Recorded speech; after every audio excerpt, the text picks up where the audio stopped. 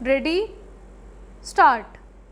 Sir, several questions raised regarding the Defense Ministry and the External Affairs and Irrigation Ministries have been clarified by my colleagues from those ministries.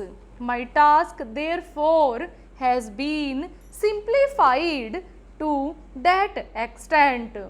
Before I go to the questions financial and economic raised by several honorable members, I should like to clarify one or two points which are more administrative than economic or financial. One of them was raised by my honorable friend. He raised the question about the recruitment by the Assistant Superintendent's Departmental Competitive Examination and particularly about the examination held in 2010.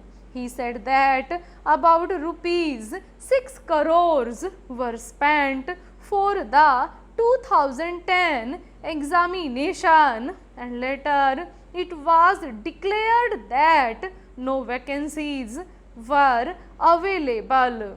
He therefore suggested that a definite procedure should be there and the examination should be held according to the vacancies declared in advance and all persons who have qualified in that examination should be eligible for promotion or for appointment.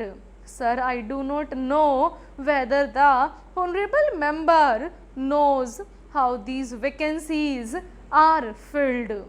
He probably refers to the section officer's grade in the Central Secretariat Service.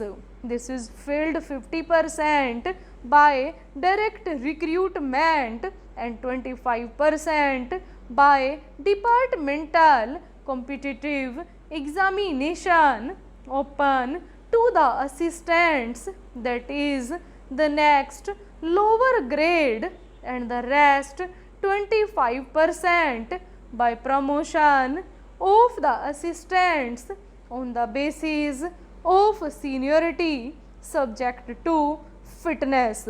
The examination therefore that he was referring to was a departmental competitive examination for filling 25% of the vacancies. It takes about 1 year for the Union Public Service Commission to declare the results of the examination from the time they take up the question of the examination. It is not therefore possible to declare the number of vacancies to be filled in from the very beginning. To declare them just when the results are out is more realistic, and that is what is done. Sir, if the examination is treated as qualifying examination, the number of persons who will thus become eligible for appointment will be quite unrelated to the number of vacancies to be filled in, and then the very situation which the honorable member wishes to avoid would arise. It would not then be possible to hold any of the examinations at regular intervals, and promotions against this quota would become very fitful. The honorable member also suggested that the rules for recruitment and promotion etc. should be uniform for all ministries, whether participating in the Central Secretariat Service Scheme or not. It must be, and this is so, except for the Ministry of External Affairs and the Railways. These have different rules, but these rules are very much similar and there is not much difference.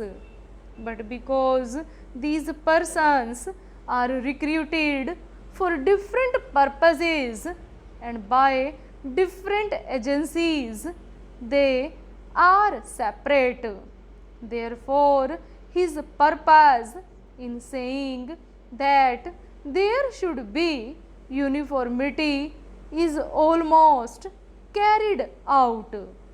The only difference is that the Ministry of Home Affairs does not control the services in these two ministries.